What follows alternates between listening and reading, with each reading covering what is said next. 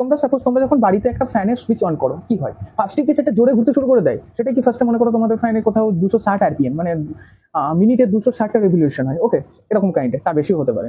তো ফার্স্টে কি ওই 300টা রেভলিউশন সঙ্গে সঙ্গে স্টার্ট হয়ে যাবে, এরকম করে শুরু হয়ে যাবে প্রথমেই? না, প্রথম হবে না, আস্তে আস্তে এরকম করে ঘুরতে ঘুরতে ঘুরতে ঘুরতে ঘুরতে ঘুরতে তারপর হবে। 3 ইডিয়টস এর ইন্ডাকশন মোটর কিভাবে স্টার্ট হয় যখন জিজ্ঞেস করেছিল, তখন রাজু কি বলেছিল, প্রথমেই কি স্টার্ট হয়ে গেছিল, ফার্স্টে একটা গিয়ার অফ হয় তারপর আস্তে আস্তে স্টার্ট হয়, সেরকম টাইপের। তো দেখো কিরকম হয় অ্যাকচুয়ালি হয়, তুমি যখন ফ্যানের সুইচটাকে অন করলে সেটা আস্তে আস্তে ঘুরছে, দেখো ঘুরছে ঘুরছে ঘুরছে, তারপর আস্তে আস্তে সেটা স্পিড নিচ্ছে, স্পিড নিতে নিতে নিতে নিতে সে একটা স্টেবল পজিশনে আসছে, দেখো পুরো একটা কন্টিনিউ এবার সেম স্পিডে ঘুরে যাচ্ছে।